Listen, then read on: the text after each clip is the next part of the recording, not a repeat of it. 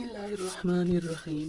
السلام علیکم ناظرین، آج ہم آپ کے لیے ایک ایسی کہانی لے کر آئے ہیں جو آپ کی زندگی بدل دے گی۔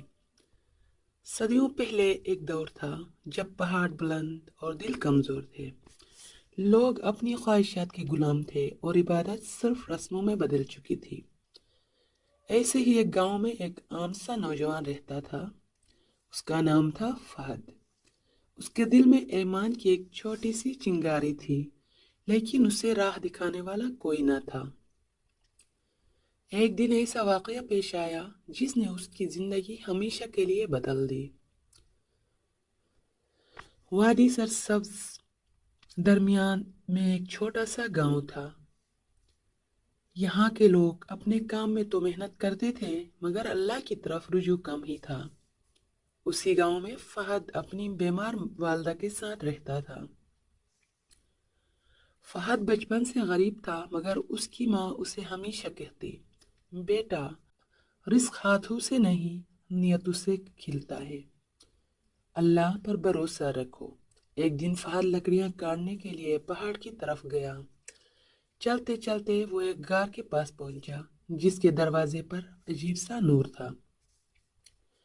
فہد ڈر گیا مگر تجسس کے باعث آگے بڑھا۔ غار کے اندر ایک بوڑھا شخص بیٹھا ہوا تسبیح پڑھ رہا تھا۔ اس کے چہرے پر ایسی روشنی تھی جو فہد نے پہلے کبھی نہیں دیکھی تھی۔ بوڑھے نے سر اٹھایا اور کہا، میں تمہارا انتظار کر رہا تھا فہد۔ فہد حیران رہ گیا، آپ مجھے کیسے جانتے ہیں؟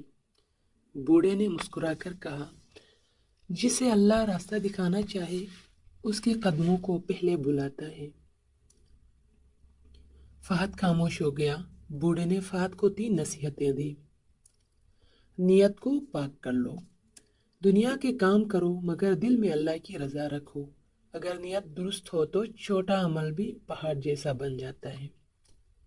کسی کے ساتھ ظلم نہ کرو، اگر تم کسی سے زیادتی کرو گے تو دنیا میں سکون اور آخرت میں روشنی کھو دو گے۔ جب کسی کے پاس کچھ نہ بچا ہو تب تم دینا۔ سخی وہ نہیں جو اضافی چیز بانٹے، سخی وہ ہے جو اپنی ضرورت میں دے دے، یہی ایمان کی اصل جان ہے۔ فہد نے عہد کیا کہ وہ ان نصیحتوں پر عمل کرے گا۔ جب وہ واپس گاؤں آیا تو حالات بدلنے لگے۔ بازار میں ایک بوڑھی خاتون کے ہاتھوں سے آٹا گر گیا۔ لوگ ہنس رہے تھے۔ فہد آگے بڑھا، آٹا اٹھایا اور اپنا تھوڑا سا آٹا اس عورت کو دے دیا۔ لوگ حیران ہوئے۔ گاؤں کے امیر خان نے اس پر جھوٹا الزام لگایا کہ اس نے لکڑیاں چوری کی ہیں۔ فہد نے غصہ کرنے کی بجائے، اگر میں نے کچھ غلط کیا ہے تو اللہ بہتر جانتا ہے، میں کسی سے دشمنی نہیں چاہتا۔ امیر خان اس کے صبر سے حیران رہ گیا۔ اس کی ماں کی طبیعت بہت خراب ہو گئی، گھر میں دوائی کے پیسے نہ تھے۔ فہد کے پاس آخری سکہ تھا۔ وہ دوائی لینے نکلا، راستے میں اس سے ایک شدید زخمی مسافر ملا جسے پانی کی ضرورت تھی۔ فہد نے سوچا، میری ماں بیمار ہے، میں کیا کروں؟ پھر اسے غار والے بزرگ کی نصیحت یاد آئی، جب کسی کے پاس کچھ نہ ہو تب دے دینا۔ فہد نے اپنا آخری سکہ پانی لانے پر خرچ کر دیا۔ مسافر نے دعا دی اور کہا، اللہ تمہیں وہ دے گا جس کی تم نے توقع بھی نہیں کی ہوگی۔ فہد گھر لوٹا تو حیرت ہوئی، گاؤں کے لوگ اس کی ماں کی دیکھ بھال کر رہے تھے۔ وہ مسافر اصل میں ایک بادشاہ کا خاص قاصد تھا۔ اس نے بادشاہ کو فہد کی نیکی کا بتایا۔ اگلے دن بادشاہ خود گاؤں آیا اور فہد کو وظیفہ، گھر اور زمین تحفے میں دی۔ بادشاہ نے کہا، جس کے دل میں نور ہو دنیا اس کے لیے آسان ہو جاتی ہے۔ فہد نے شکریہ ادا کیا۔ اس دن اسے سمجھ آیا کہ غار کا وہ بوڑھا شاید کوئی ولی تھا یا اللہ کا کوئی نیک بندہ۔